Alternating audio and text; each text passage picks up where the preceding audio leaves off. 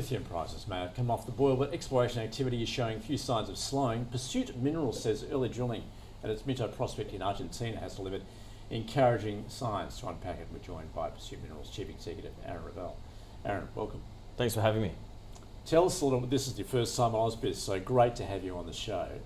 Tell us some more about what you're doing there, given your focus on lithium in Argentina. What are you doing there? So Pursuit Minerals is an Argentine pure play with our flagship Rio Grande Sur project, which is on the aptly named Rio Grande Salar in the Salta province of Argentina.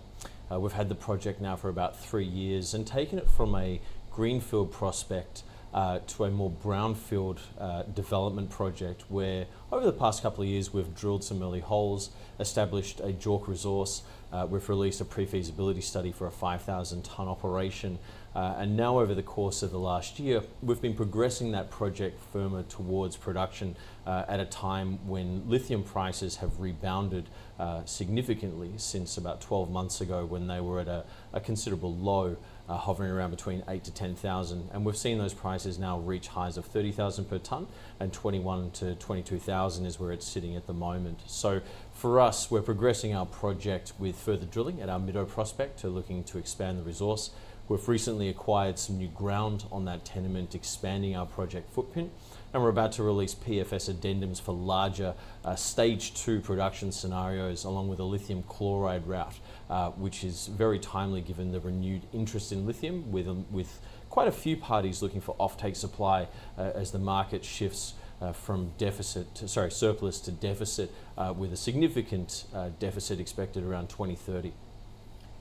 That where you are in Argentina, I mean, that's a fertile ground, isn't it, for lithium producers? Obviously some of the major players there. Can you just give us a sense of where you are exactly relevant to, or I guess whether you're adjacent to some of those? Oh, absolutely. So Argentinian lithium is quite significant in terms of its global footprint.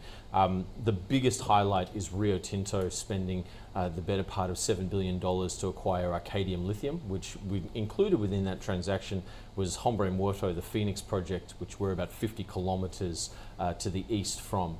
We're in a province with Rio Tinto headlining several major operations. There's also Ganfeng, a Chinese lithium major, which is about 50 k's to the north of us with their project Mariana. So we're in a very well endowed region.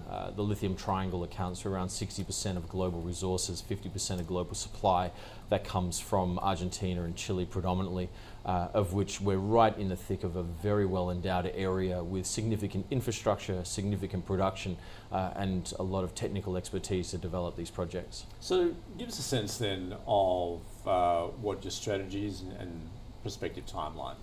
So for us, we're having multiple strategies, and you've got a project-driven strategy, which for us, we're currently sitting on our 5,000 tonne PFS. We're advancing that for larger scenarios, and we're looking to advance that towards production. So we're having meaningful discussions with potential offtake partners, as well as investors to actually build that first 5,000 tonne facility. We bought that 5,000 tonne number to market for something that we considered a tangible solution with a capex that isn't in the realm of just not being able to be achieved. We wanted something realistic and meaningful that we could bring to market. Conversely, you have a scarcity element within Argentina, as there's 17 lithium salars, no more, no less. If you look at Rio Tinto, for example, 5 years ago in Argentina, they didn't have a footprint. Now they control 3 of the major salars. Within those salars, there is quite a lot of consolidation and M&A activity happening, of which it's only a matter of time before you start seeing major companies, especially within the global top 10, outside of Rio Tinto, none of them have lithium exposure. So there's a real, a lot of M&A activity going on from both majors and also juniors, mid-tiers, looking for lithium exposure given the prominence of the region and where it sits most of the time on the lower end of the cost curve. So it attracts a lot of attention both from a project perspective but also a wider industry perspective as well. So you debuted 5 years ago? So we came to market via an RTO at the end of 2022, start of 2023, and that was when lithium prices were in their boom period of about 80,000 per tonne. And from there we've been developing the lithium project since. So, given that strategy you've got, with that focus on Argentina, how's your funding then?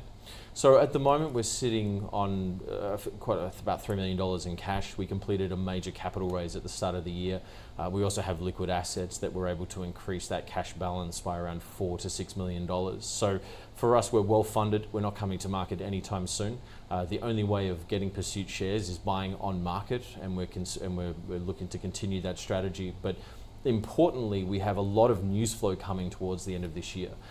Within the lithium, we've started drilling our first hole at Mito, and we're quite excited for the preliminary results that are coming out of that hole.